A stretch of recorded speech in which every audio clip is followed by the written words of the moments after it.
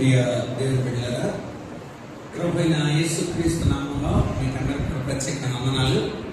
చాలా సంతోషం మరలా మీతో కలిసి ఇలా సహవాసం చేయడానికి ప్రభు మాకు కూడా కలుగజేసిన మంచి వీలు అవకాశం బట్టి దేవునికి మొదటిగా నేను కృతజ్ఞతాస్తుతులు చెల్లిస్తున్నాను. చాలా ఆసక్తితో బయలుదేరాం కూడా. తెలంగాణ ఆర్టీసీ మరి బంద్ నిర్వహించడం వల్ల ఏ బస్సులు కూడా డ్రైవర్స్ కండక్టర్ సెలవులు లేకపోవడం, బస్సులు లేకపోవడం హైదరాబాద్లో ఇంకా అలాంటి పరిస్థితుల్లో చాలా చిక్కుపోయాం. చివరికి హైదరాబాద్ నుండి రాయచూరు వచ్చి రాయచూరు నుండి మరలా అతనికి రావడం జరిగింది. ప్రభు మమ్మల్ని చాలా క్షేమకరంగా తోడుకొని వచ్చి దేవుని యొక్క ఉచిత కృపలో ఈరోజు పిల్లలతో కూడా పాల్గొనడానికి ప్రభు నాకు ఇచ్చిన మంచి సదవకాశం చూపిస్తున్నాను. అదే సమయంలో సంఘంతో కూడా కొన్ని విషయాలు మోచరించడానికి ప్రభు మనకి ఇచ్చిన మంచి తరుణాన్ని చూపిస్తున్నాను. మరొకసారి సంఘబద్ధులకు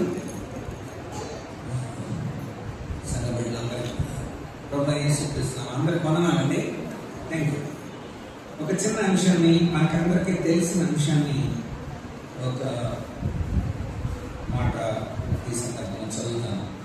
ఈ ప్యాసేజ్ ఎక్కువసార్లు యవనస్తుల కొడుకల్లో, బైబిల్ స్టడీస్లో, సంఘంలో ఎక్కువసార్లు విన్నాను.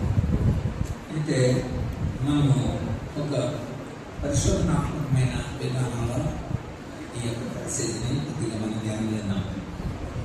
ఈ పద్ధతి ప్రకారం ఒక వ్యక్తి యొక్క ఒక కేసు స్టడీని మనం పరిశీలన చేసేటప్పుడు అతని యొక్క వ్యక్తిగత సాంఘిక జీవన విధానాలు, అతని యొక్క మానసికమైన స్థితిగతులు, వాటన్నిటినీ కూడా మనము లెక్కలో తీసుకుంటాం.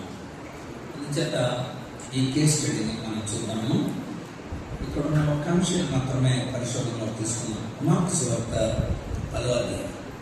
మార్క్స్ వార్త 10వ అధ్యాయం 17వ వచనం.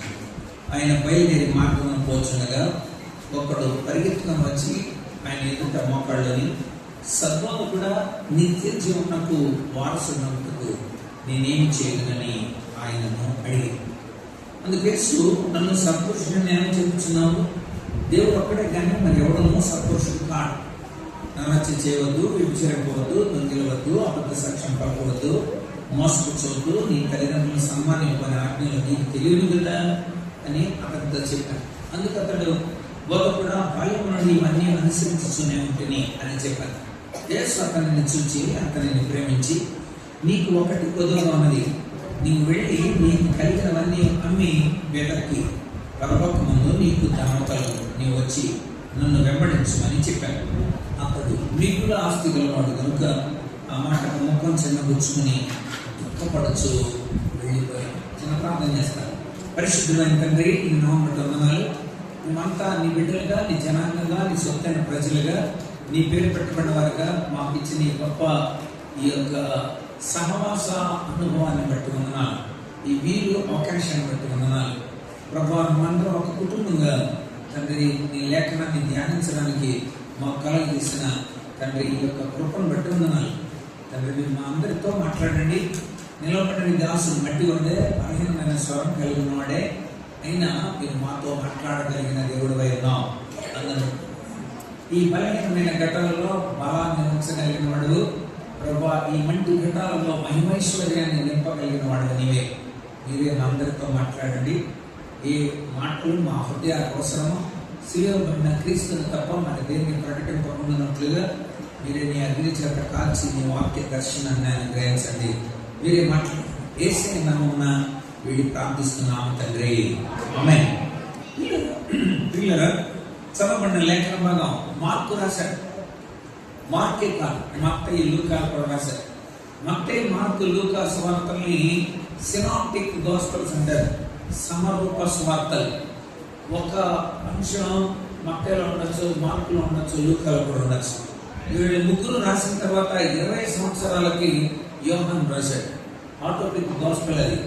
వీళ్ళ ముగ్గురు మత్తయి యూదుల రాజుగా రాస్తే, మార్కు సేవకుడిగా రాస్తే, లూకా ఆయన మనుష్య కుమారుడిగా రాస్తే, యోహాను వీళ్ళు ముగ్గురు రాసిన తర్వాత 20 సంవత్సరాల తర్వాత యేసు ప్రభుని దేవుని కుమారుడిగా దేవుడిగా రాశాడు.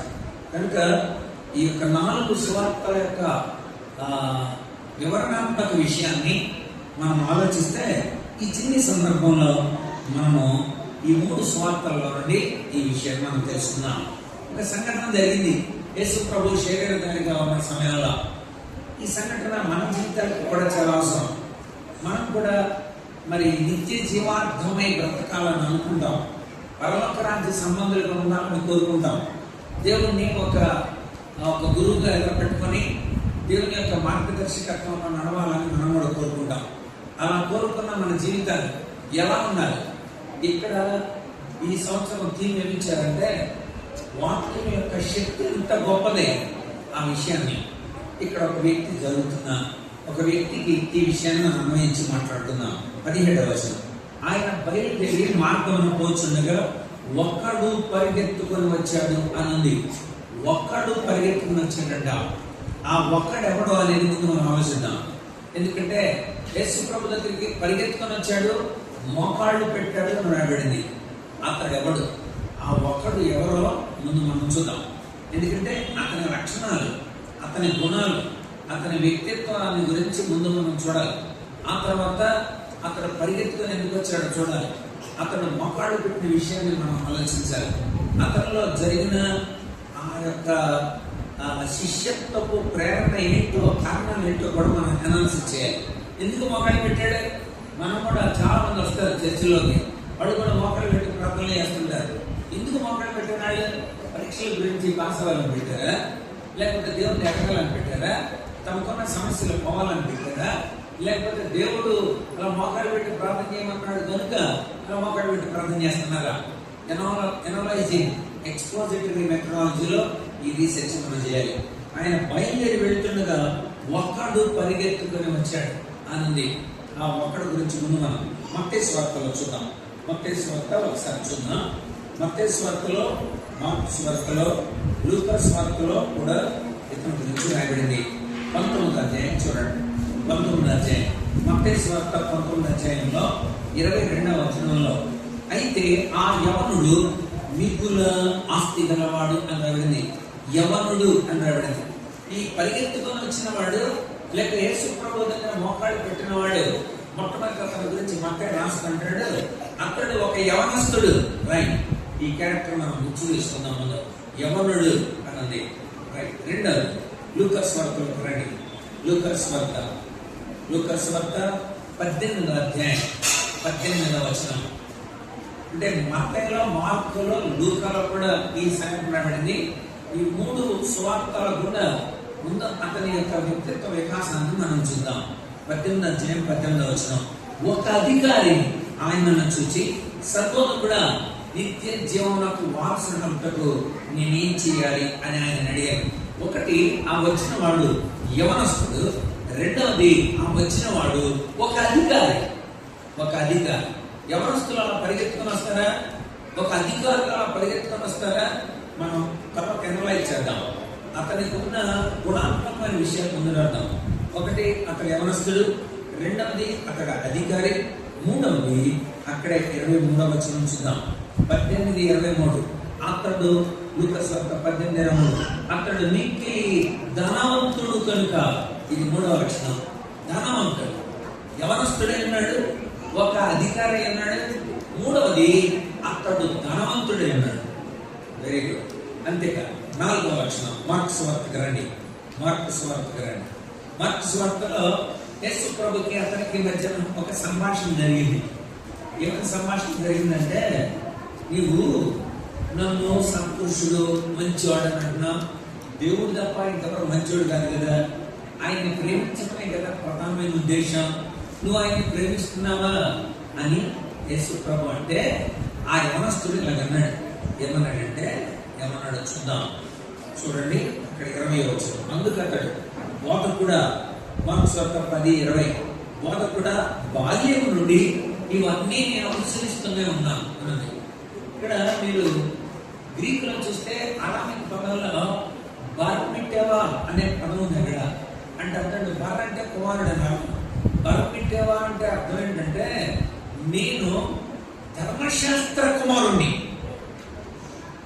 తాను చెప్పుకున్నాడు, నేను ధర్మశాస్త్ర కుమారుణ్ణి. అసలు అంటే ధర్మశాస్త్రం అంత బాగా చదివినోడిని నేను అని చెప్పి. ఇవి అతనిలో ఉన్న 4 ప్రధానమైన విషయాలు. వీటి గురించి ఇప్పుడు మనం ఆలోచిద్దాం. ఒకటి యవనస్తుడు, రెండవది అతడు అధికారి, మూడవది అతడు ధనవంతుడు, నాలుగవది అతడు ధర్మశాస్త్రాన్ని బాగా చదివాడు. ధర్మశాస్త్ర కుమారుడుగా చెప్పుకుంటాడు, నేను ధర్మశాస్త్రం అంతా చదివాడు. ఈ 4 విషయాలు అతడు చేసిన కార్యానికి రియల్ గా రిలేటెడ్ గా ఇది మనం ఆలోచిస్తాం. మీరంతా ఆలోచిస్తున్నారని అనుకుంటున్నాను. ఒక యవనస్తుడు, ఒక అధికారి, ఒక ధనవంతుడు, ఒక ధర్మశాస్త్రాన్ని బాగా చదివినవాడు పరిగెత్తుకొని వచ్చి యేసు ప్రభు దగ్గర మోకాళ్ళు పెట్టాడు అని మనకు అర్థమైంది. ఇప్పుడు మనం ఈ 4 విషయాల లక్షణాలు మనం చూద్దాం. 4 లక్షణాలు ఇప్పుడు మనం పరిశీలన చేయాలి. ఒకటి, యవనస్తుల లక్షణాలు ఎలా ఉంటాయి? అది పరిగెత్తుకొని వచ్చి మోకాళ్ళు పెట్టడం సాధ్యమైన. 2, అధికారుల మనసు ఎలా ఉంటుంది? వాళ్ళు నిజంగా పరిగెత్తుకొని వచ్చి మోకాళ్ళు పెడతారా? 3, ధనవంతులు వాళ్ళ లక్షణాలు చూద్దాం. వాళ్ళు నిజంగా వచ్చి పరిగెత్తుకొని వచ్చి మోకాళ్ళు పెడతారా? ధనవంతులు. 4, ధర్మశాస్త్రాన్ని చదివిన వాళ్ళు కూడా ఆ పరిగెత్తుకొని వచ్చి మోకాళ్ళు పెడతారా? మనం ప్రశ్నించుకోవాలి. ఎందుకంటే ఇది నాటకం ఆడుతున్నాడా వాడు, లేక నిజంగానే జరిగిందా? అది మనకు తెలుసాలి. సరిగ్గా పరిశోధన చేసేటప్పుడు ఇక్కడ సుధాకర్ కూడా రీసెర్చ్ చేశాడు సైకాలజీలో. సో ఏదైనా పరిశోధన చేసేటప్పుడు ఒక సమస్యను తీసుకుంటాం. ముందు ఆ సమస్యకు నిర్దిష్టమైన కారణాలు తీసుకుంటాం. ఆ కారణాలు ఏంటి? ఒకడు బడికి రావట్లేదు అనుకోండి, ఎందుకు బడికి రావట్లా? తల్లిదండ్రులు బట్టి రావట్లేదా? పేదరికాన్ని బట్టి రావట్లేదా? ఆడికి ఆసక్తి లేదా? పాఠశాల వనరులు లేవా? లేకపోతే అతనికి ఏమన్నా ఒత్తిడికి గురవుతున్నాడా? తను అక్కడున్న పరిస్థితుల కంటే ఇంకా ఆనందమైన పరిస్థితులు ఏమైనా ఉన్నాయా? మానసికంగా, సాంఘికంగా, ఆర్థికంగా, నైతికంగా, వ్యక్తిగతంగా వ్యాధికరంగా ఉన్నాడా? ఏమైనా వ్యాధులు ఉన్నాడా? ఇలాంటి వాటిని అనలైజ్ చేయాలి. అందులో ఖచ్చితమైన కారణాలు ఏంటో చూడాలి. ఆ ఖచ్చితమైన కారణాలకి మళ్ళీ మనం రెమెడియల్ థాట్ ఇవ్వాలి. అంటే ఖచ్చితమైన కారణాలు కలిగి కారణాలు మనం జవాబు చెప్పేద్దాం. జవాబు ఇచ్చినా కూడా రాలేదనుకోండి, అప్పుడు మనము వాడి గురించి ఆలోచించాలి.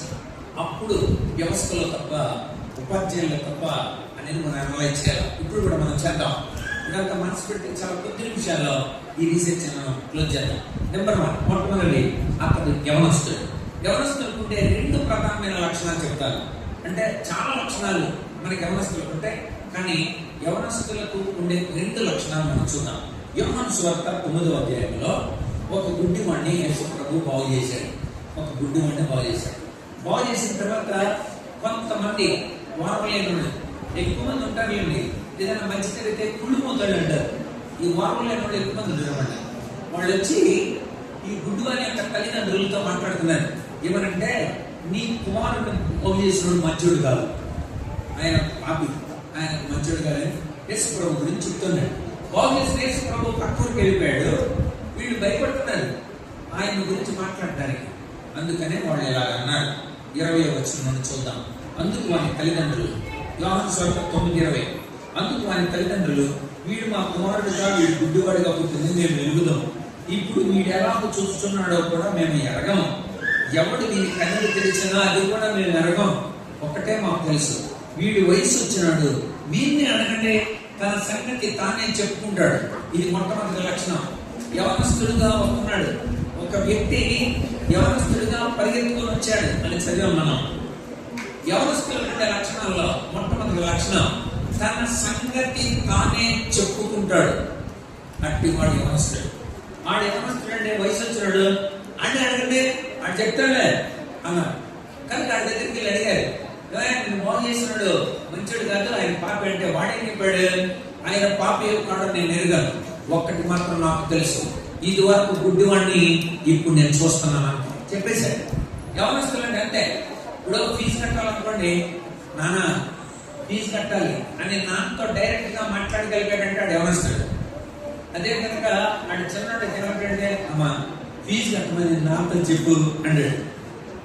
తన సంగతి తానే చెప్పుకున్నాడంటే వాడు యవనస్తుడు. ఇది మొట్టమొదటి మాట, ఇది గుర్తుపెట్టుకోండి. యవనస్తులకు ఉండే 2 లక్షణాలు మాత్రం గుర్తు చేస్తాను. తన సంగతి తానే చెప్పుకోగలరు. అన్నాడే మొన్న మీరు ఇచ్చిన డబ్బులు మరి ఎగ్జామ్ ఫీజు, అది ఈరోజు నేను కట్టమంటే ట్యూషన్ ఫీజు, అర్థమైందా అని వివరణ ఇవ్వగలిగి తాను చెప్పుకోగలిగిన యవనస్తుడు. బైబిల్లో అలా ఉన్న ఇద్దరు వ్యక్తులు మీకు గుర్తు చేస్తారు. ఎందుకంటే తమ సంగతి తామే చెప్పుకున్న వాళ్ళలో ఒకడు యెఫ్తా. న్యాయాధిపతుల గ్రంథం 11వ అధ్యాయం 11వ వచనం. సొంత సహోదరుల ద్వారా తరమబడి, ఇదిగో అమ్మ వేరు నాన్న ఒక్కడే కనుక నువ్వు వేరే అమ్మ పుట్టావు కనుక అని సొంత అన్నదమ్ములే తరిమేసినప్పుడు యెఫ్తా పొంపు దేశానికి వెళ్ళిపోయాడు. అక్కడ ఉన్నాడు. ఈ లోపల అమోరీయులు వచ్చి ఆ ప్రాంతాన్ని జయిస్తా ఉన్నప్పుడు వాళ్ళకు గుర్తొచ్చింది యెఫ్తా. అరే పరాక్రమం కలిగిన పరాక్రమంగా మనం తోసేసాము కనుక అని పెద్దలను పంపించారు. పెద్దలు వెళ్ళి యెఫ్తాను అడిగారు, యెఫ్తా వెనక్కి వచ్చేసేయి, మనం అందరం వాళ్ళ చేత జయింపబడటం మంచిది కాదు, నువ్వు పరాక్రమం కలిగిన బలాఢ్యుడివి, నిన్ను మేము న్యాయాధిపతిగా పెట్టుకుంటాము, మీ వెనకాల మేము ఉంటాము కనుక నువ్వు వచ్చేది. వెంటనే యెఫ్తా అంగీకరించి వెనక్కి వచ్చాడు. అయితే అతను వెనక్కి వచ్చిన వెంటనే అతన్ని న్యాయాధిపతిగా ప్రధానిగా ఎన్నుకున్నారు. అక్కడ చూడండి 11వ అధ్యాయం 11వ వచనం. ప్రజలు లేక గిలాదు పెద్దలు అతన్ని న్యాయాధిపతిగా ఎన్నుకున్న తర్వాత యెఫ్తా మిస్పాలో యెహోవా సన్నిధిలో తన సంగతంతా చెప్పుకున్నాడు అన్నది. తన సంగతంతా చెప్పుకున్నాడు అని ఆ మాట చదువుతున్నప్పుడు అక్కడ రాయబడింది, అప్పుడు యెఫ్తా మిస్పాలో యెహోవా సన్నిధిలో తన సంగతంతా చెప్పుకున్నాడు. మనం కూడా మన తండ్రి అయిన దేవునితో మీరు కూడా నేరుగా చెప్పుకోగలిగిన స్వతంత్రత మీరు పొందారంటే ఖచ్చితంగా మీరు యవనస్తులని అర్థం. దేవునితో, అయ్యా నా పరిస్థితి ఇలా ఉంది, నేను ఇలా ఉన్నాను, లేక నేను బలహీనరాలి, నేను ఇలా బుద్ధిహీనరాలి, నేను ఇలా కుటుంబంతో ఉన్నాను, నేను ఇలా జారిపోయినాను, నేను ఇలా సంఘంలో ఉండలేకపోతున్నాను, నేను మొత్తం వినలేకపోతున్నాను, నా పాపం నన్ను దూరంగా ఈడ్చుకెళ్ళిపోతా ఉంది అని మీ సంగతి నిజంగా యేసయ్యకి మీరు చెప్పగలిగితే మీరు నిజంగా యవనస్తులు. ఇది మొట్టమొదటి లక్షణం, గుర్తుపెట్టుకోండి. తమ సంగతి తాము చెప్పుకోగలిగిన వాడు బైబిల్లో యవనస్తుడు అని చెప్పాడు. అక్కడ మనం చూసాం నిర్వచనం 9వ అధ్యాయంలో. అలాగే యెఫ్తా దగ్గర మనకు కనబడుతుంది. కొత్త నిబంధనలోకి కూడా ఒక స్త్రీని కూడా పరిచయం చేస్తా. మార్కు సువార్త 5వ అధ్యాయంలో ఒక రక్తస్రావ రోగం కలిగిన స్త్రీ చాలా కాలం నుండి బాధపడుతుంది. 12 సంవత్సరాల నుండి జబ్బుతోనే బాధపడుతుంది. సమాజం లోపలికి వెళ్ళలేకపోతా ఉంది ఆవిడ. ఎందుకంటే సమాజంలో రక్తస్రావ రోగం కలిగిన స్త్రీని అపవిత్రురాలుగా చూస్తారు. ఆ రోజుల్లో అపవిత్రురాలుగా, ఆమె ఎవరిని ముట్టుకున్నా వాళ్ళు అపవిత్రులు అవుతారు, ఎవరు ఆమెను ముట్టుకున్నా అపవిత్రులు అవుతారు. ఇది సంఘంలో ఆనాటి సమాజంలో ఉన్న ఒక ఆచారం. అందుచేత సాంఘిక పరమైన పరిస్థితుల దృష్ట్యా ఆమె అపవిత్రాలు ఎంచబడింది. ఉన్న డబ్బంతా అయిపోయింది, శరీరంలో రక్తం అయిపోయి బలహీనత అయిపోయింది. ఆమె సమాజంలోనికి రాలేకపోతుంది. ఆ రోజు యేసు ప్రభు గురించి విన్నది, ఒక ఆలోచించుకుంది. ఏమనంటే యేసు ప్రభు ఎంత గొప్పని విశ్వసించిందంటే, నేను దేవుడు కనుక ముట్టుకుంటే ఆయన అపవిత్రుడు అవడం. ఎందుకని? ఆయన దేవుడు కనుక. ఎందుకంటే మనుషులు అపవిత్రులు అవుతారు, దేవుడు అపవిత్రుడు అవడు. ఆయన పరిశుద్ధులైన దేవుడు. ఈ అపవిత్రురాలని నేను ఆయన ముట్టుకుంటే ఆయనలోని పవిత్రత నా జీవితాల్లోకి వస్తుంది అని నమ్మింది. అంటే వెళ్ళిపోయింది. యేసు ప్రభు మూసినేసుకుంది, ఎవరికి కనిపించకుండా వెళ్ళింది. విశ్వాస పరిమాణం చొప్పున యేసు ప్రభు ముట్టుకుంది. వెంటనే యేసు ప్రభు అన్నాడు, ఎవరు నన్ను ముట్టుకుందని. పేతురు అన్నాడు, ఇంతమంది నిలబడుతుంటే ఎవరు ముట్టుకుంటా ఏంటి ప్రభు అన్నాడు. అప్పుడు మాట 31వ వచనం యేసు ప్రభు చెప్పాడు, ఇదిగో నాలో నుండి ప్రభావం బయటకు వెళ్ళిందయా, అది నాకు తెలుసు, నీకు తెలుసా అన్నాడు పేతురు. ప్రభావం నాలో నుండి వెళ్ళిన సంగతి నీకు తెలియదుగా, నాకు తెలుసు అన్నాడు. అని అక్కడ ఒక మాట ఉంది.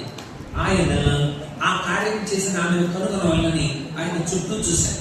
అప్పుడు ఆ స్త్రీ, చూడండి 33వ వచనం 5:33, అప్పుడు ఆ స్త్రీ తనకు జరిగింది ఎరిగి భయపడి వణుకుచూ వచ్చి ఆయన ఎదుట సాగిలు పడి తన సంగతంతా ఆయనతో చెప్పుకుందంట. యెఫ్తా తన సంగతంతా చెప్పుకున్నాడు. యెఫ్తా ఒక మంచి యవనస్తుడిగా చెప్పగలవు. ఈ స్త్రీ తన సంగతంతా చెప్పుకుందంట. అంటే తన సంగతంతా నిజంగా చెప్పుకోగలిగిన వాళ్ళు నిజమైన యవనస్తుడు. రైట్, ఇప్పుడు మనం ఆ యవనస్తుడిలోకి ఈ విషయం అప్లై చేద్దాం. ముందు లక్షణాలు చూద్దాం. అతడు యవనస్తుడు. నిజంగా అతడు యవనస్తుడు అంటే తన సంగతంతా యేసయ్యతో చెప్పుకున్నాడో లేదనేది మనం అప్లై చేయాలి. ఎందుకంటే అలా చెప్పుకోరు చాలా మంది. యవనస్తుడు అంటే బైబిల్ చెప్పినట్టుగా నీ స్థితి అంతా యేసయ్యతో చెప్పుకోగలగాలి.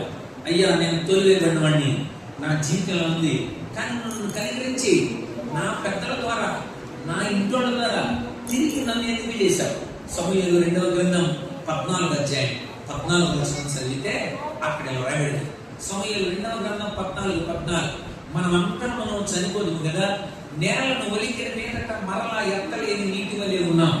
దేవుడు కూడా ప్రాణము తీయక తోలివేయబడిన వాడు తనకు దూరస్తులుగా ఉండడానికి ఆయన ఇష్టపడక సాధనాలు కల్పిస్తున్నాడంట. అంటే అర్థం, మనం తోలివేయబడిన వాడు తిరిగి దూరస్తులు కాకుండాకై ఆయన సాధనాలు కల్పిస్తున్నాడు. అంటే అర్థం, మనం దూరం అయిపోవడం దేవుడికి ఇష్టం లేదు, మనం సంఘం నుండి వెళ్ళిపోవడం దేవుడికి ఇష్టం లేదు, మనం సంఘాన్ని విడిచిపెట్టడం దేవుడికి ఇష్టం లేదు. మనం దేవుని యొక్క పరిచర్యలో, దేవుని యొక్క మందిరాలలో, దేవుని యొక్క సహవాసంలో మనం ఉండాలని దేవుడు ఇష్టపడతాడు. అందుకు మీరేం చేయాలి? ఆయన దగ్గర మీ సంగతి అంతా చెప్పుకోవాలి. అలా చెప్పుకోగలిగితే అక్కడే వస్తాడు. రైట్, అలా చెప్తున్నాడు లేదో చూద్దాం. 2వ లక్షణం మనం చూద్దాం. 1, అతడు యవనస్తుడు మన 2 లక్షణాలు చూసాం. 2వది, అతడు ఒక అధికారి. అధికారులకు ఉండే లక్షణాలు ఏంటో మనం చూద్దాం.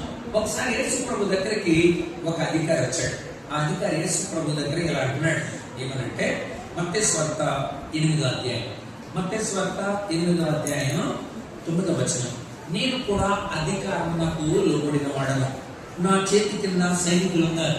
ఒకడు పొమ్మంటే పోతాడు, ఒకడు రమ్మంటే వస్తాడు, నా దాసుని పని చేయమంటే అతడు చేస్తాడు అని ఉత్తరం ఇచ్చారు. అధికారులకు ఉండే లక్షణాలు ఏంటంటే వెళ్ళమంటే వెళ్తారు, రమ్మంటే వస్తారు.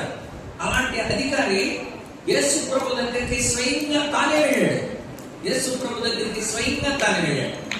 ప్రభు అతను చూసి, బా నువ్వు ఎంత విశ్వాసంగా వెళ్ళినడువే, ఆహా, వెళ్ళమంటే వెళ్తారు, రమ్మంటే వస్తారు. అలాంటి అధికారం కలిగిన వాడు ఏ కార్యమైనా చేయగలడు. యేసు ప్రభువుని ఇంటికి రప్పించుకోగలడు అధికారి. కానీ ఆ అధికారి యేసయ్య దగ్గరికి వచ్చాడు.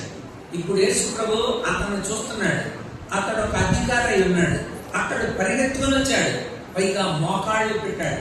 అధికారులు నిజంగా మోకాళ్ళు పెడతారా? అధికారులు నిజంగా పరిగెత్తుకొని వస్తారా? అధికారులు అయిన వాళ్ళు అసలు తమకున్న స్థితిని బట్టి, తమకున్న పరిస్థితిని బట్టి సౌలుతో దేవుడు మాట్లాడుతున్నాడు. సౌలు, నేను నిన్న అధికారికి ఎందుకు పెడుతున్నాను తెలుసా? నీవు వారిని పాలించాలి, నువ్వు వారిని విడుదల చేయాలి, నువ్వు వారి విడుదలకు కారకుడుగా మారాలి. ఒక సౌభాగ్యవంతమైన స్థితిగతుల్ని కల్పించడానికి దేవుడు అధికారులు పెడతాడు. నిజమే, ఈ యవనస్తుడు కూడా అధికారి అయి ఉన్నాడు కనుక ఒకవేళ నిజంగా తన అధికారంలో కనుక ఉంటే వెంటనే ఏం చేయాలి? రమ్మంటే వస్తారు, బొమ్మంటే పోతారు. కనుక యేసు ప్రభు మన ఇంటికి రమ్మనంటరా. మనం లూకా సువార్త 7వ అధ్యాయంలో చూస్తాం.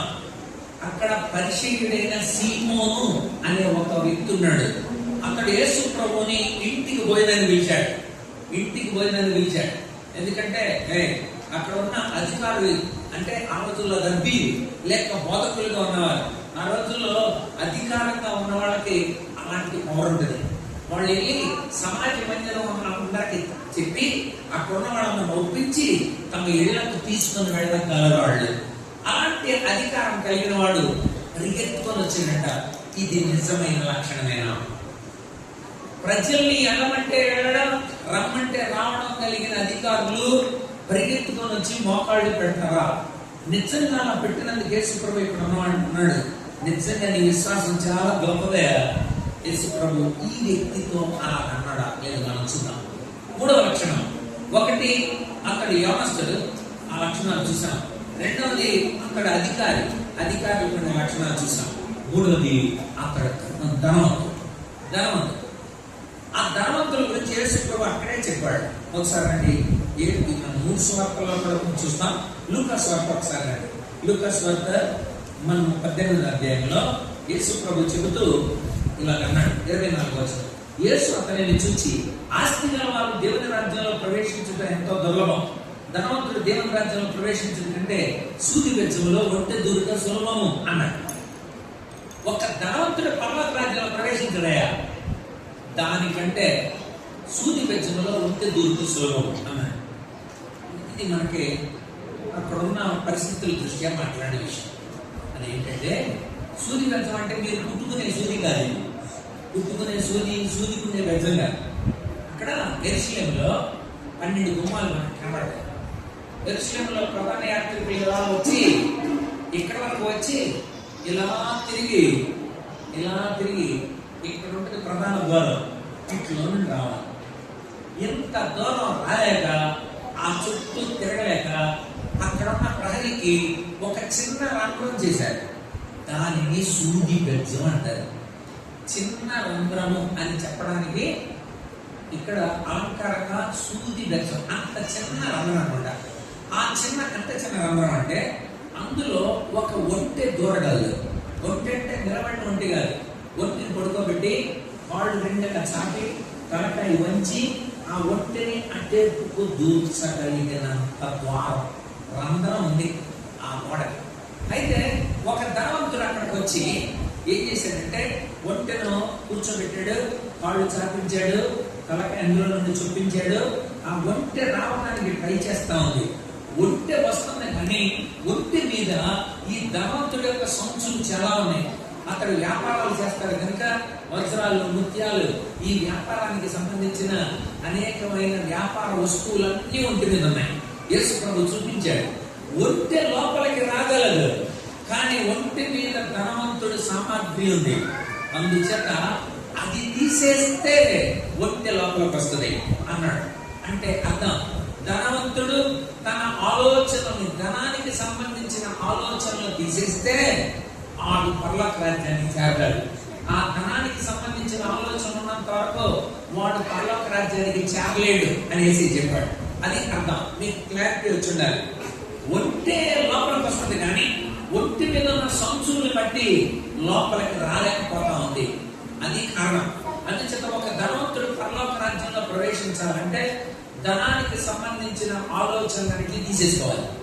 అలా తీసేసుకుంటే వాడు పరలోక రాజ్యానికి వెళ్తాడు అని యేసు ప్రభు చూపిస్తూ చెప్పాడు. అది సూది బెజ్జంలో ఒంటె దూరటం అంటే ఆ సూది బెజ్జంలో ఒంటె దూరుతుంది కానీ ఆ ధనవంతుడు తాను కలిగి ఉన్న వస్త్రాలు, వస్తువులు, వ్యాపారాలు, ఈ ధనానికి సంబంధించిన సామాగ్రి అంతా ఉండటాన్ని బట్టి అది లోపలికి వెళ్ళలేకపోతుంది. ధనవంతుడు కూడా మరి మత్తయి సువార్తలో యేసు ప్రభు చెప్పాడు.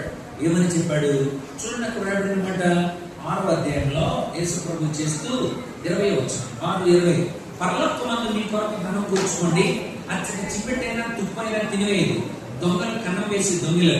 నీ ధనం ఎక్కడ ఉండనో అక్కడ నీ హృదయం ఉండదు.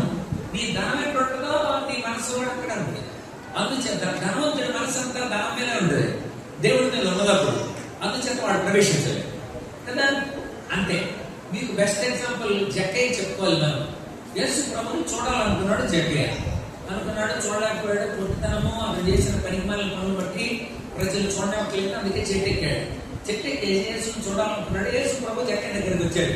చెట్టు మీద ఉన్న జక్కయ్యని చూసి, జక్కయ్య నేను ఉండాలి, త్వరగా దిగు అన్నాడు. జక్కయ్య చెట్టు దిగాడు. చిత్రమైన విషయం అక్కడ కనబడింది. జక్కయ్య చెట్టు దిగాడు, యేసుతో నడుస్తున్నాడు. వెంటనే జక్కయ్యకు ఇంట్రాస్పెక్షన్ కలిగింది. ఒకసారి లోపలికి చూస్తున్నాడు. తన ఇంటి నిండా ధనమే ఉంది. అదంతా అన్యాయపు సొమ్ము, దుర్మార్గపు సొమ్ము.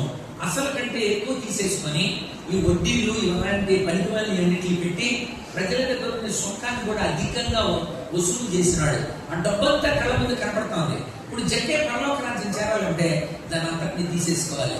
అందుకని నడుస్తున్నప్పుడే యేసు ప్రభు అన్నాడు, యేసు ప్రభా అంటే యేసయ్య నా ఇంట్లోకి వస్తాడు.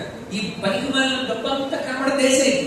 అమ్మో నేను చాలా తప్పు చేశాను అని వెంటనే అన్నాడు. యేసయ్య నా ఇంట్లో అన్యాయం చూపించుకున్నావు, దాన్ని అంతటిని తీసేస్తాను ప్రభా అంటే ఒంటి మీద ఉన్న తనకు అడ్డుగా ఉన్న డబ్బంతటిని తీసేస్తున్నాడు.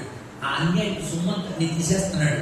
కనుక జక్కయ్య అనబడిన ఉంటే ఆ సూది బెజ్జంలో నుండి లోపలికి రాగలదు. అంటే అక్కడికి వెళ్ళి వెంటనే చెప్పాడు, ప్రభా ఇచ్చేస్తాను ప్రభా, నేను అసలు ఉంచుకోను ప్రభా అన్నాడు. వెంటనే యేసు ప్రభు ఇంటికి దగ్గరలో ఉన్నప్పుడు యేసు ప్రభు అన్నాడు, జక్కయ్య నేడు నీ ఇంటికి రక్షణ వచ్చింది. ఎందుకు వచ్చింది? నువ్వు కూడా అబ్రహాం కుమారుడు అయిపోయావు, నేను అబ్రహాం కుమారుడిని, నువ్వు కూడా అబ్రహాం కుమారుడివే, నేను ఎక్కడ ఉంటాను నువ్వు కూడా అక్కడ ఉంటావు. ఎందుకన్నాడు జకైతమంట? ఒంటి మీద ఉన్న సంచులు దించబడ్డాయి. అంటే ధనవంతులు పరలోక రాజ్యానికి వెళ్ళాలంటే ధనం లేకుండా ఎవరండి?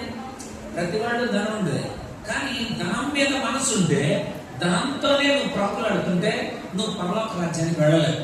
ధనం మీద మనసు ఉంటుందంటే ఒక ఉదాహరణ చెప్తే మీకు అర్థం అవుతుంది. మీరు ఎవరో పక్కింటి పిన్ని అడిగింది, పిన్ని మరి నేను పెళ్లికి వెళ్తున్నాను, నీ నెక్లెస్ కొంచెం ఇవ్వా అని అడిగింది. 78,600 రూపాయలు, 78,600 నెక్లెస్ని తప్పక ఇంటి పక్కన ఉన్న పిన్ని కనుక ఇచ్చేసింది. ఇచ్చిన తర్వాత గంటగా ఫోన్ చేసింది, మీరు బస్సు ఎక్కారా అని. మళ్ళీ గంటగా ఫోన్ చేసింది, అక్కడ పెళ్ళయిందా అని. మళ్ళీ ఒక అరగంటకు ఫోన్ చేసింది, భోజనాలు తిన్నారా అని. మళ్ళీ ఒక అరగంట ఫోన్ చేసింది, మీరు తిరిగి బస్సు ఎక్కారా అని. ఎందుకని? ధనం ఎక్కడున్నానో మీ మనసు అక్కడే ఉండను. అంతే. అంటే మనం ఇచ్చాం కనుక మన సొమ్ము గురించిన ఆలోచనతోనే బతుకుతుంటారు వాళ్ళు. నిజమే. ఇప్పుడు మనం ఆలోచించాలి, ఇతని ధనవంతుడు, ఇతని లక్షణాలు, ఇతని ధనం మీదే అతని లక్షణాలు ఉంటుండాలి. ఉన్నాయో లేదో మనం చూద్దాం. ధనవంతుడు కనుక ధనవంతుడికి ఖచ్చితంగా ధనం మీద లక్షణాలు ఉంటాయి, చూపు ఉంటుంది అని ఏసే చెప్తున్నాడు. ఇలాంటి ధనవంతులు పరలోక రాజ్యంలో చేరాలని ఆయన ముందే చెప్తున్నాడు. చేరారో లేదో మనం చూద్దాం. ఇంకొక లక్షణం మనం చూడాలి.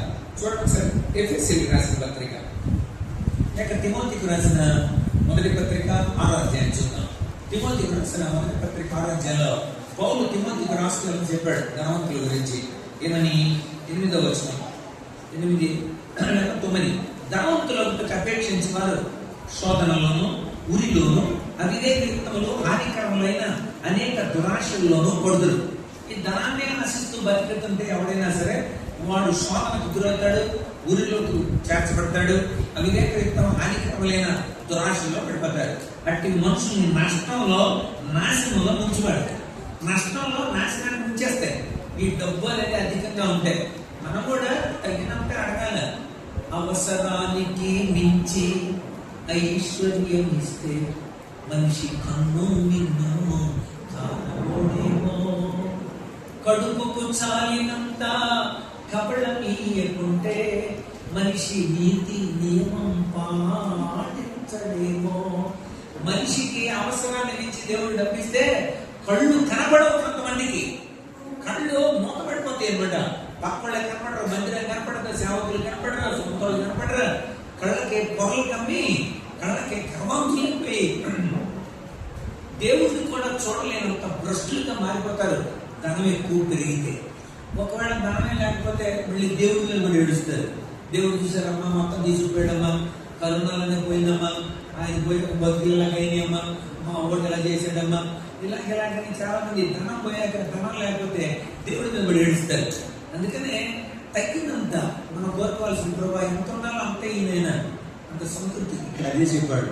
ఏమన్నాడు? ధనాపేక్షే సమస్తమైన కీడులకు మూలమని కొందరు దాన్ని ఆశించి విశ్వాసం నుండి తొలగిపోయి నానా బాధలకు తమ్మును తామే పొడుచున్నది. మా దగ్గర అయితే ధనం కోసం వాళ్ళ అమ్మమ్మని ఒక కత్తితో తెగనకేసి తలకాయ తీసుకుని పోలీస్ స్టేషన్లో పెట్టి చూపించాడు. నేనే చంపేశానండి, చంపేశాను. జైలు పెడతారా? పెట్టండి, నేను 15 రోజుల్లో మీరు వెనకొచ్చేస్తా, బెయిల్ తెచ్చుకున్నాడు. అంటే అంత అంత అంటే ధనం కోసం, సొంతాలని ధనం కోసం అలాంటి పనులు మనకి ఎన్నో జరుగుతున్నాయి. ప్రతిరోజు పేపర్లో దానికి సంబంధించి కనపడదు. ఇది ధనానికి సంబంధించిన అనాలిసిస్ మనకు అర్థమవుతుంది. Very good. అంటే ఒక ధనవంతుడు పరలోక రాజ్యంలో ప్రవేశించలేడు, ధనాశతో ఉన్నాడు. ధనాశ అన్నింటికీ మూలమైన కారణం. ఇది ఏసే చెప్పాడు. కనుక మీరు అధికంగా ధనవంతులు అయి ఉంటే అక్కడ వచ్చినప్పుడు డైరెక్ట్ గా ధనవంతుడు ఆండి బట్టి యేసుప్రభు చెప్పడం కూడా మనకు కనబడు. ఇక 4వ లక్షణం, అతడు ధర్మశాస్త్రాన్ని బాగా చదివాడు. ధర్మశాస్త్రాన్ని బాగా చదివినాడంట. రైట్. ధర్మశాస్త్రాన్ని చదివితే సరిపోదు. ధర్మశాస్త్రానికి ఒక రూల్ చెప్తాను నేను. అదేంటంటే, ధర్మశాస్త్రంలో ఎవరైనా ఒక్క తప్పు చేస్తే అన్నిట్లో ఫెయిల్ అయినట్లేదు. నేను ఎంఈడి ఇక్కడ నెల్లూరులో చదివాను, కాంప్రహెన్సివ్ జిల్లా. మేము జాయిన్ అయిన తర్వాత ప్రిన్సిపల్ వచ్చేలా చెప్పాడు, అందరూ పీజీ చేసి బీటీ చేసి కూర్చుంటారు కనుక ఇలా చెప్పాడు, ఇగో మీకు ఒక మంచి విషయం చెప్తున్నానండి, అదేమిటంటే మీరు ఒక్క సబ్జెక్ట్ ఫెయిల్ అయినా అన్ని సబ్జెక్టులు రాయాలి అన్నాడు. గుండు జారిపోయింది మగాళ్ళకి. ఉన్నాయి 8 సబ్జెక్టులు, ఒక్క సబ్జెక్ట్ ఫెయిల్ అయినా అన్ని సబ్జెక్టులు రాయాలి అంటే ధర్మశాస్త్రం కూడా అంతే. యాకోబు పత్రిక 2వ అధ్యాయం 10వ వచనంలో ఆ విషయం రాయబడింది. యాకోబు 2:10, ఎవడైనా ధర్మశాస్త్రం అంతా గైకొని ఒక ఆజ్ఞ విషయంలో తప్పిపోతే ఆజ్ఞలన్నిటి విషయంలో అపరాధి అయ్యాడు. మీకు అర్థం కావడానికి చెప్పాలి. మీ ఇళ్లలో వరండాలలో సహజంగా ఈ గొలుసులతో కూడిన ఉయ్యాలు ఉంటాయి చాలా మందికి. వాటి మీద కూర్చొని సాయంత్రాలు కొంచెం ఊపుతుంటారు సరదాగా. ఉయ్యాల తెలుసు కదా మీకు, ఏమంటారు కానీ గొలుసులు ఉయ్యాల ఉంటుంది కదా, గొలుసులు పెడతారు కదండి, లింకులతో ఉంటుంది కదా, దాన్ని ఏమంటారు మీరు? ఉయ్యాల. ఓకే, గొలుసులు ఉయ్యాలి. Very good. దానిలో కూర్చుంటారు కదా మీరు. నాకు చెప్పండి, అందులో 3 గొలుసులు లింకులు, 3 లింకులు ఒకేసారి ఊడిపోయినాయి. అప్పుడు పడిపోతారా? పడిపోతారా? బాగానే చెప్పారు జవాబు. కానీ ఇంకొక ప్రశ్న ఉంది, ఒక్క లింకే ఊడింది అనుకోండి, పడిపోతారా? 3 లింకులు ఒకేసారి ఊడినా పడతారు, ఒక్క లింకు కూడా ఊడిపోయినా పడిపోతారు. ధర్మశాస్త్రం అలా ఉంటుంది. ఒక్కటి తప్పిపోయినా ధర్మశాస్త్రం అంతా తప్పిపోయినట్టు.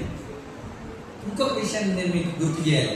ఆ రోజుల్లో ధర్మశాస్త్రోపదేశకులు ఎలా ఉన్నారు అది కూడా ఒకసారి చూపిస్తా. పౌలు తిమోతికి రాసుకున్నాడు. తిమోతికి రాసిన మొదటి పత్రిక మొట్టమొదటి అధ్యాయం 7వ వచనం చదువుతున్నాను.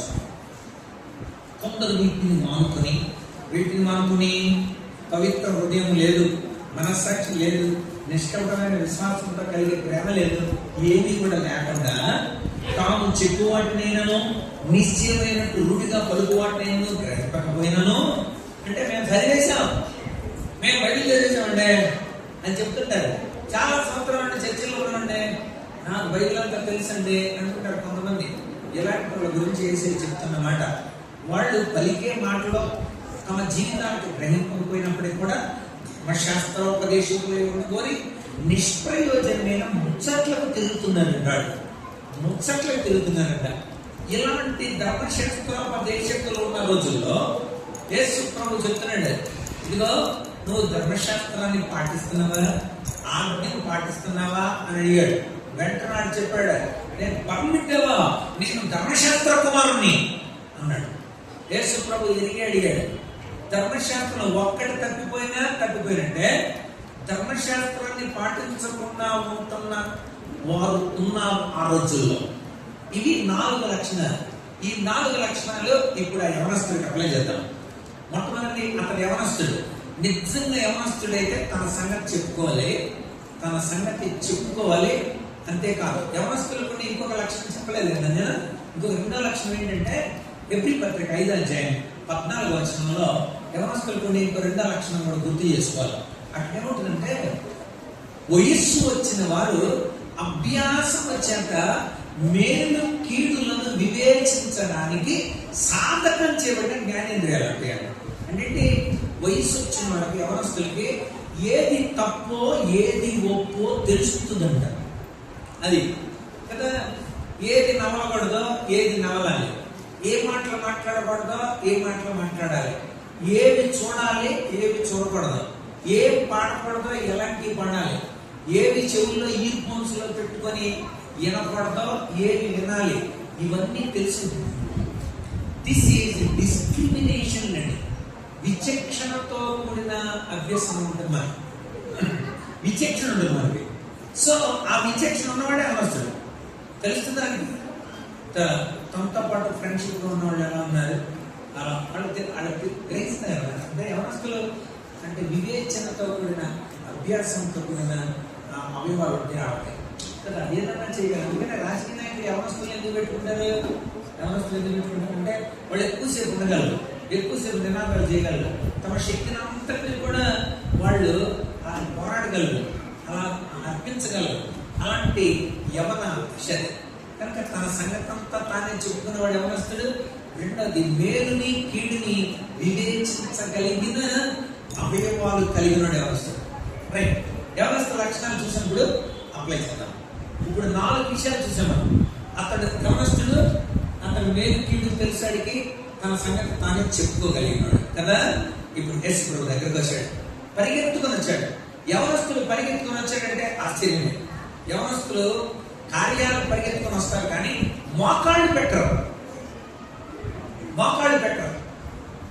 యేసు ప్రభు నమ్ముకున్నాను అని చెయ్యడానికి కూడా సిగ్గుపడేవాళ్ళు ఉంటారు యవనస్తులు కదా. మరి పరిగెత్తుకొని వచ్చాడు, మోకాళ్ళు పెట్టాడు. ప్రజలందరూ చూస్తున్నారు. రైట్. యేసు ప్రభు ఆ వ్యక్తితో సూటిగా మాట్లాడుతున్నాడు. Very good. ఏమయ్యా, నీకు నా గురించిన అవగాహన ఉందా? నువ్వేమన్నా వచ్చి మోకాళ్ళు పెట్టంటాడు. సద్బోధకుడా, నిత్య జీవ వారసుడు అవటం నేనేమవ్వాలి, నేనేం చేయాలి? సద్బోధకుడా అన్నాడు. అంటే యేసు ప్రభు మంచి బోధకుడని నీకు తెలుసు అన్నమాట. యవనస్తులు మంచి జ్ఞానం కలిగి ఉంటారు. అంటే మంచి బోధకుడు నువ్వు, నీకు నేను శిష్యుడిని అవుతాను అన్నట్టుగా మోకాడు పెట్టాడు.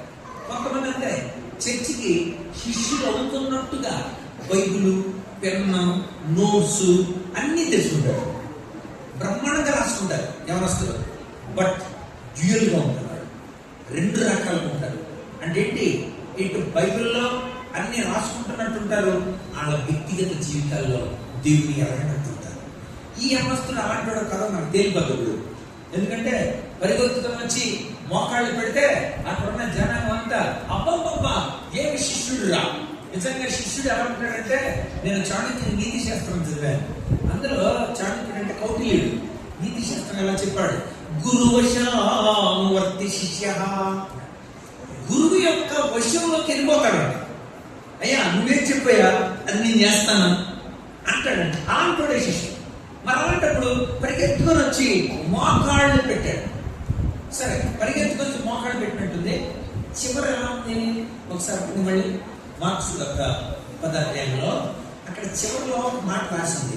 అదేంటంటే 22వ వచనం, అతడు ముఖము చిన్న ముచ్చుకొని దుఃఖపడుచు వెళ్ళిపోయాను అన్నది. అవుట్పుట్ ఇప్పుడు కంపేర్ చేయం మనం.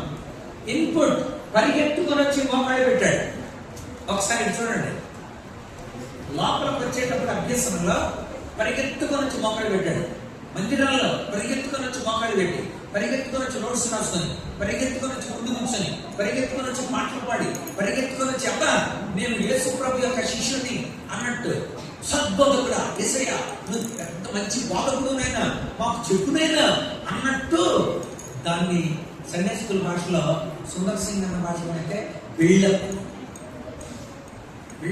అంటే పైకి అలా కొంచెం గంభీరంగా కనిపించడం అన్నమాట. ప్రజలందరికీ కూడా అబ్బా ఏమి శిష్యుడురా, ఏమి ఉందరా, ఏమి విధేయత ఉందరా అంటే లోపల ఎలా ఉన్నా.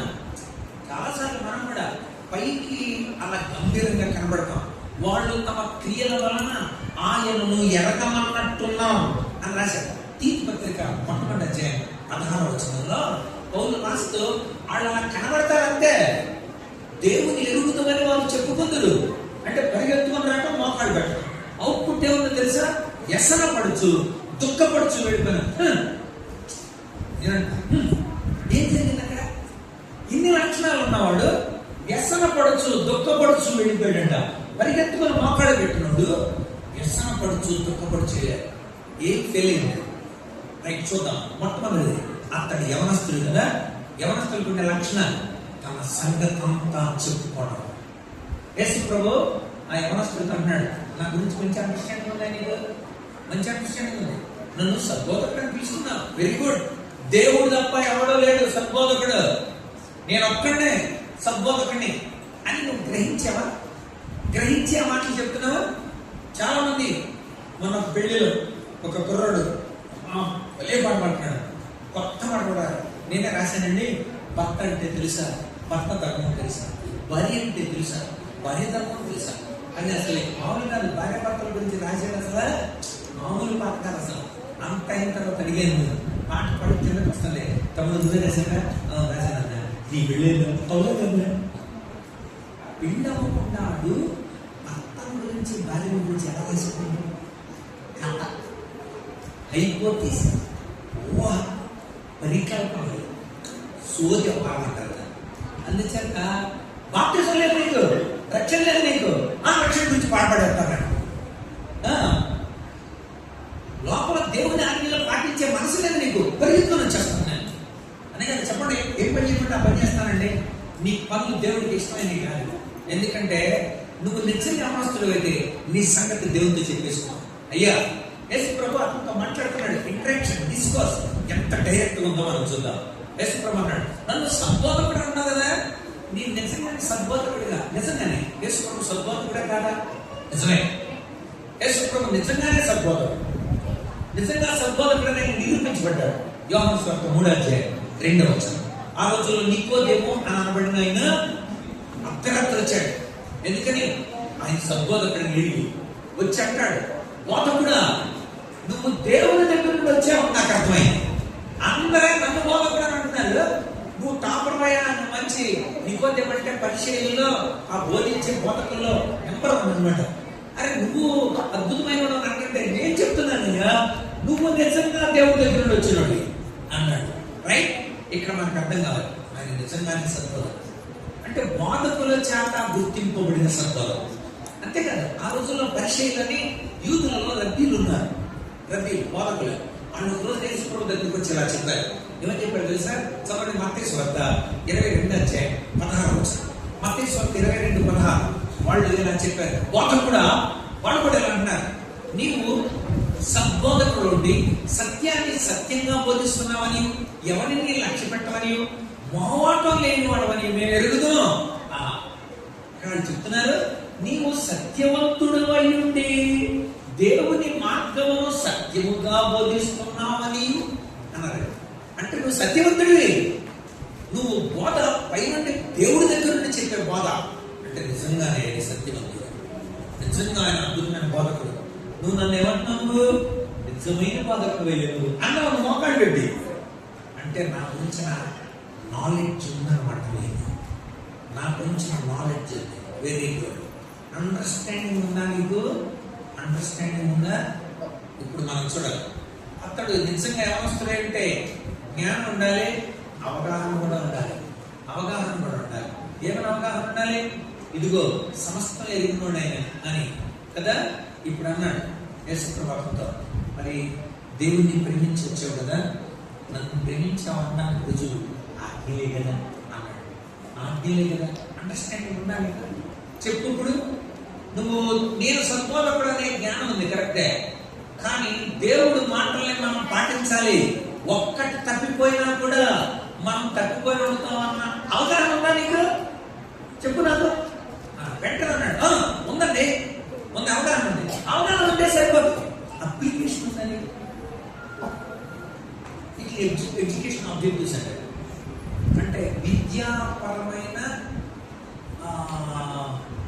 ఆబ్జెక్టివ్స్. తెలుగు ఏంటి? Objectives and specification. లక్ష్యములు స్పష్టీకరణ అంటారు. అంటే నిజంగా నీ గోల్స్ చెప్తున్నాను నేను. నీకు జ్ఞానం ఉంది, వెరీ గుడ్. నా గురించిన అలాగే ధర్మశాస్త్రాన్ని గురించిన అవగాహన కూడా ఉంది. నీ జీవితానికి అన్వయం ఉందా? చెప్పు, పాటిస్తున్నావా అన్నాడు. వెంటనే అన్నాడు, ఎస్ బాగా పెట్టావా, నేను అన్నిటినీ పాటించేస్తున్నా, ధర్మశాస్త్ర కుమారుడు నేను. వెంటనే అప్లికేషన్ దగ్గర జీవితానికి అప్లై చేయనప్పుడు అనవసరమైన ఈ మోకాలు పెట్టడం, జీవితానికి అన్వయించినప్పుడు ఈ పరిగెత్తుకొని రావడం అనవసరమైన. ఎందుకు రావడం వల్ల వార్ప రూతులను ఒకసారి కంపేర్ చేసుకోండి. వార్ప రూతు ఇద్దరు కూడా అత్త నేను వెళ్ళిపోతాను అన్న వెంటనే ఎలుగెత్తి ఏడ్చిరి. ఇద్దరు ఏడ్చారు, అత్త నీతో వచ్చేస్తామంత. వీళ్ళ అత్త చెప్తా ఉంది, వద్దమ్మా మిమ్మల్ని ఎవరు చేర్చుకోరమ్మా, మీకు ఎవరు పిల్లలు ఎవరమ్మా, నేను పిల్లలకి అంటాను వస్తుందమ్మా, ఒకవేళ దేవుడు పిల్లలు ఇచ్చినప్పుడు మీకు జోడి ఎవరమ్మా, మీరు ఇక్కడే ఉండమ్మా అని మొత్తానికి అత్తగారు అక్కడే ఉంచడానికి కోసం విషయాలన్నీ చెప్పితే మరలా వాడు ఎలుగెత్తి ఏడ్చింది. తర్వాత రెండోసారి కూడా ఎలుగెత్తి ఏడ్చింది. అత్త అత్త నేను మీతో పాటు వస్తాను. రూత్ ఒక్కటే వెళ్ళింది. వార్ప ఎందుకు వెనక్కి వెళ్ళిపోయింది? వార్ప ఏడలేదా అంటే 2 రకాల ఏడుపులు ఉన్నాయి అనమాట. ఒకటి జండుబాం ఏడుపు, రెండవది దేవుని చిత్తానుసారమైన ఏడుపు. అంతే, అందరూ ఏడుతున్నారు. ఏడుపు రాకపోతే ఏం చేస్తామా? కళ్ళలో గుడ్లు పెట్టుకొని చెవులు ఎట్టేసుకొని అలాగే కళ్ళు నిలిపేసుకొని ఏడ్చేవాళ్ళని చాలా మంది చూశాను. తెచ్చుకోవాలి తప్పలేక అలా ఏడ్చింది, వెనక్కి వెళ్ళిపోయింది.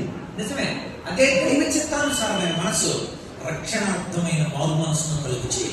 కొరింథీయులకు రాసిన 2వ పత్రిక 7వ అధ్యాయం 9వ వచనం 10వ వచనం.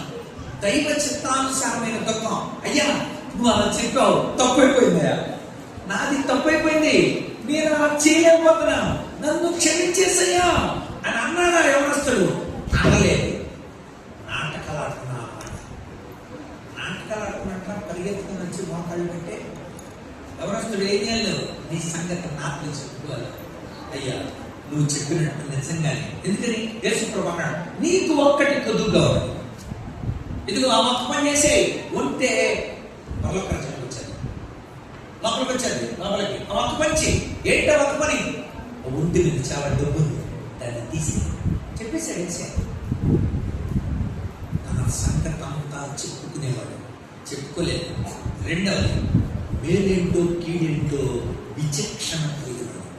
ఏది మంచిదో దేవుడు చెప్తున్నాడు. ఏమని చెప్పాడు తెలిసి యేసు ప్రభు? ఇదిగో నీకు ఒకటి కొద్దుగా ఉంది, నువ్వు వెళ్ళి అన్ని అన్నేసి వేదలకు ఇచ్చేయి, పరలోకంలో నీకు ధనాన్ని నేను ఇస్తా. ఎందుకని? నువ్వు ధర్మశాస్త్రం ఉద్దేశించు కదా.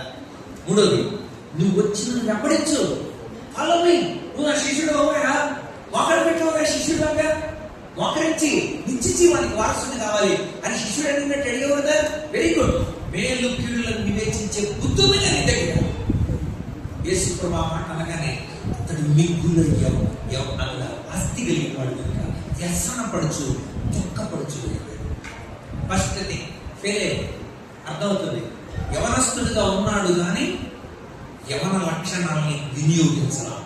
ఈరోజు కూడా మీరు యవనస్తులుగా ఉండి చర్చిల్లో మీ యవనానికి సంబంధించిన లక్షణాలని ప్రభు కోసం వాడకపోతే ఏడ్చుకుంటూ దిగులు పడుచు మందిరం నుండి బయట ఒక ప్రసంగం చేసినప్పుడు ఏడ్చుకుంటానే.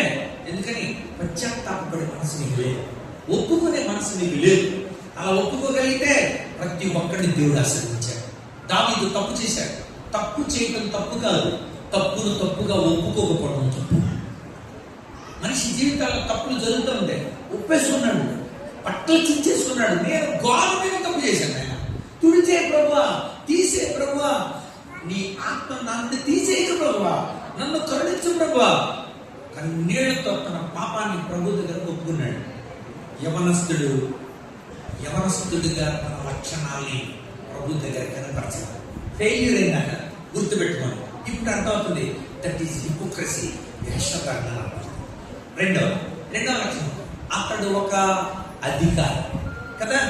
అధికారి ఏమన్నా రాబడింది, నేను వెళ్ళమంటే వెళతాను, రమ్మంటే వస్తాను, కానీ నేనే వచ్చాను, నేనే వచ్చాను. నా దాసుడు అనారోగ్యంగా అన్నాడు, కానీ ఒక్క మాట చెబితే అతడు బాగుపడతాడయ్యా, నీ పాపాలు పట్టుకుంటానయ్యా అని బతుకున్నాడు అన్నాడు. యేసు ప్రభు చూసి ఏమన్నాడు అక్కడ మత్తయి 8వ అధ్యాయంలో, నీలాంటి విశ్వాసాన్ని ఒక్కడు చూడలేదు. కానీ యేసు ప్రభు ఇతను చూసి ఏమన్నాడు చూడండి, ఎలా ఫెయిల్ అయ్యాడని మనకి ఇక్కడ అర్థం అవుతుంది. ఏమన్నాడు? మనం చదివాం లూకాసు వార్త 18వ అధ్యాయంలో చూడండి. యేసు ప్రభు అతని గురించి చెబుతున్నాడు. 23వ వచనం.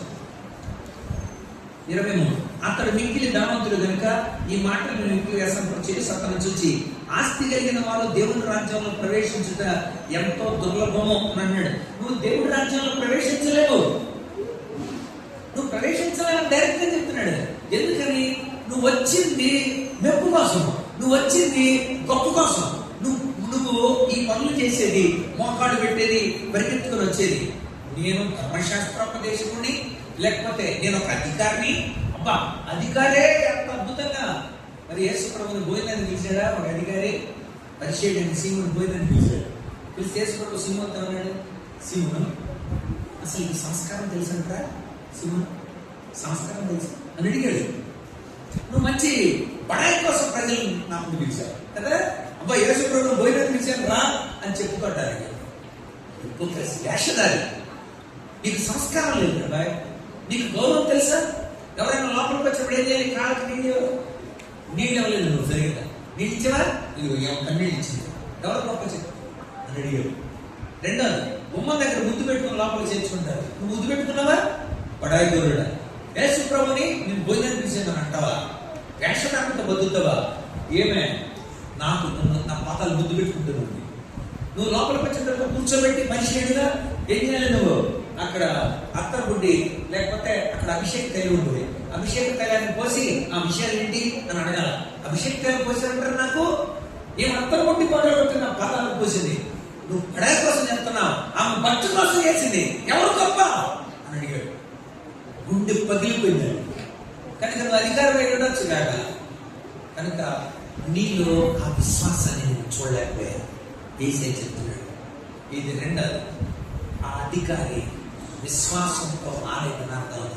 నిజంగా విశ్వాసంతో వచ్చుంటే, మోకాళ్ళకు తగిన జీవితం ఉంటే, నేను అధికారినయ్యా, నిజంగానే వచ్చాను, నేను నాకు నిత్య జీవం కావాలయ్యా అని అడిగాడు అనుకోండి.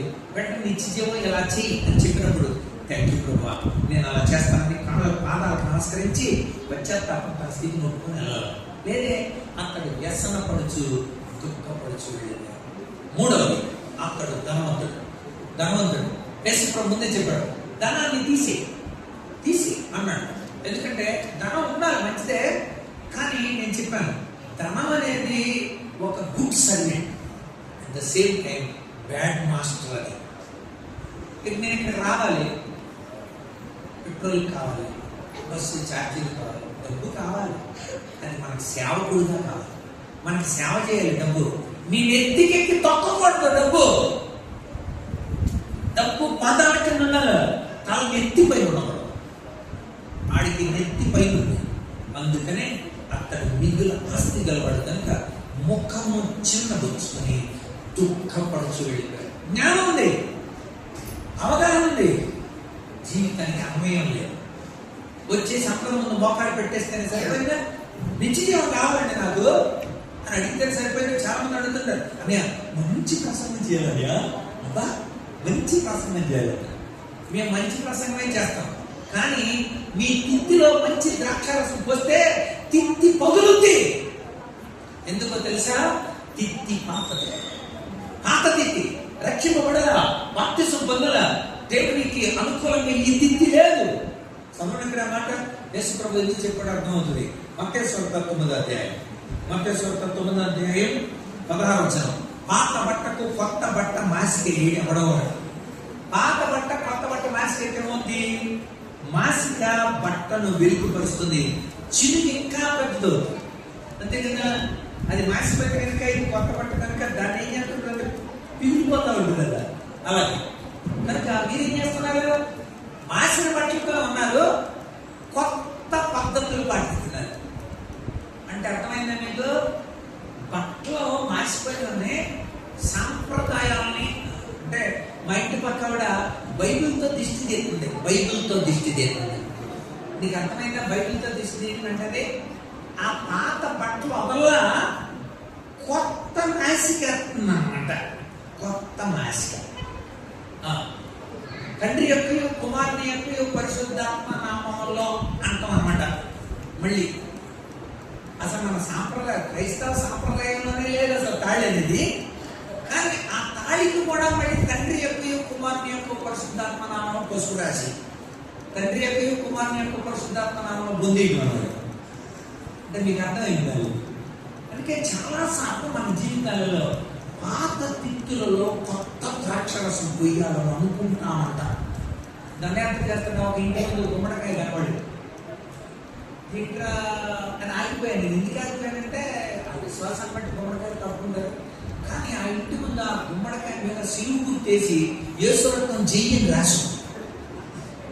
అదే పాత బట్టకి కొత్త బట్టని మాసికేస్తున్నాం అన్నమాట.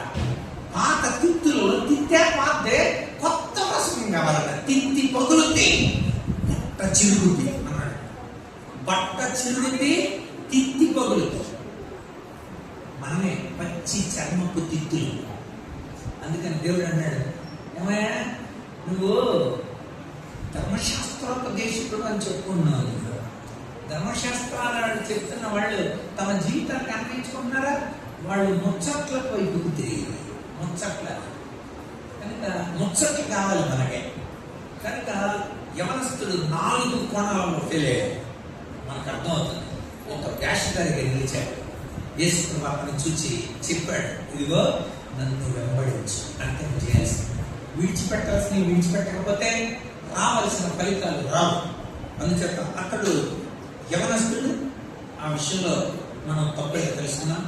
రెండవది అతడి అధికారి, ఆ విషయంలో కూడా ఎలాంటి వేషధారం ఉన్నాడో మనకు అర్థమవుతుంది. అతడు ధనవంతుడు, యేసు ప్రభు డైరెక్ట్ చెప్పాడు ఈ ప్రవేశించండి, ఈ తలకాయ నిండా ధనమే ఉందని. నాలుగోది అతడు ధర్మశాస్త్రోపదేశకుడు. యేసు ప్రభు డైరెక్ట్ చెప్పాడు నీకు ఒక్కటి కొద్దుగా ఉంది. యాకోబు 2:10 చదివాం, ఒక్కటి ఫెయిల్ అయినా అన్ని ఫెయిల్ అయినట్టే. ఒక్కటి ఫెయిల్ అయినా అన్ని ఫెయిల్ అయినట్టు అని యేసు ప్రభు ధర్మశాస్త్రాన్ని గురించి చెబుతున్నప్పుడు ఏం చేయాలి? మోకాళ్ళు పెట్టి, ప్రభువా నేను ఫెయిల్ అయినని, నేను చేయలేని, నన్ను క్షమించు ప్రభువా ఆయన ప్రభు దగ్గర ప్రార్థన చేసేదా? లేదు. వ్యసన పడుచు, దుఃఖపడుచు వెళ్ళిపోతాం. ప్రతి చోట దేవుడు చాలా మందితో డైరెక్ట్ మాట్లాడాడు. అమ్మా ఇప్పుడు 5 పిరమిడ్లు ఉన్నారు, ఇప్పుడు ఉన్నవాడు కూడా నీ పిరమిడ్ కాదు, 5 పంపలకు ఎసరెట్టు 6వ పంపకి అగ్గిపెట్టి రెడీ చేసావు అని యేసు ప్రభు అంటున్నప్పుడు ఆమె చివరిలో ఏం చేసింది? కొండ ఇడిచిపెట్టి యేసు ప్రభు దగ్గర తన స్థితిని ఒప్పుకొని ఊర్లోకి వెళ్ళి ఆయన మిస్సీ అని చెప్పింది కదా. తన స్థితిని ఒప్పేసుకుంది. నా బతుకంతా నాతో చెప్పేసాడమ్మా. ఎక్కడ కూడా ఏమనాలి? నా బతుకంతా నాకు చెప్పేస్తున్నావయ్యా, నువ్వు నిజమైన బోధకుడివి. మరి ముందు నువ్వు సద్బోధకుడు అని అన్నాడు కదా. సద్బోధకుడైనప్పుడు నిజమైన శిష్యుడు ఏం చేయాలి? మనకి యేసు ప్రభు చెప్పాడు శిష్యుల గురించి చెప్పేటప్పుడు, మీరు శిష్యులుగా ఉండాలంటే మీ కడుపులో ఏం పెట్టుకోకూడదు, అంతా ఖాళీ చేసుకున్నాడు అన్నాడు కదా. 16వ అధ్యాయం మత్తయి సువార్త 16వ అధ్యాయంలో యేసు ప్రభు శిష్యుల గురించి చెబుతూ ఇలా అన్నాడు. ఏంటంటే 24, ఎవడైనా నన్ను వెంబడింపగోరినేలా అంటే పరిగెత్తుకుని వచ్చి మోకాలు పెట్టాడంటే నన్ను వెంబడింపగోరినేలా తన్ను తాను ఉపేక్షించుకోవాలి. అంటే నేను లేదు ప్రభా, నన్ను క్షమించు ప్రభా, నేను జీవం అవుతాను ప్రభా, నువ్వేనా నా జీవితంలో. ఈరోజు పిల్లలకు ఒక పాట నేర్పాం. ఆ పాటలో చిన్నవాడు ఆయన నా చిన్ని చేతులెత్తి నిన్ను ఆరాధిస్తాను ఆయన. రెండవది నా చిన్ని హృదయానికి నేను నిన్ను ఆహ్వానిస్తాను ఆయన. నా చిన్ని హృదయంలో నువ్వే ఉండాలి ప్రభా అని ఈ సంవత్సరం పాటలో రాస్తాను. నువ్వే ఉండాలి ప్రభా, అది శిష్యుడు చేయాల్సి.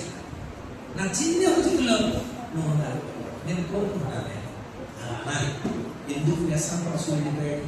హృదయంలో వేసే చూడటం లేదు, పరిగెత్తుకొని వచ్చాడు. మరి ధర్మశాస్త్రాన్ని చదివినగా ఒక్క విషయంలో తప్పైపోయినావా అన్నప్పుడు అన్ని విషయాల్లో ఫెయిల్ అంటే లెక్క కదా. మరి అనంతకు ఒప్పుకోవాలి కదా. ఒప్పుకొని యవనతత్వం లేదు, క్రీస్తుకు ఆటంకంగా ఉన్న ధనతత్వంతో ఉన్నాడు. ధర్మశాస్త్రోపదేశం చేస్తున్నాడు తప్ప తన జీవితంలో అన్వయం లేదు.